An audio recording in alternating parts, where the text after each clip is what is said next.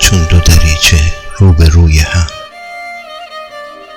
آگاه ز هر بگو مگوی هم.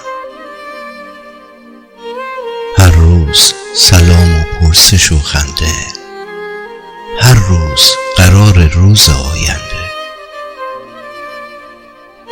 عمر آینه بهشت اما بیش از شب و روز تیر و دی کوتاه. اکنون دل من شکسته و خسته است، زیرا یکی از دریچه ها بسته است.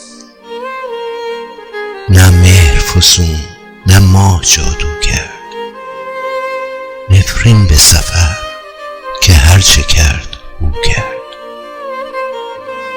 نفرین به سفر که هرچه کرد او کرد.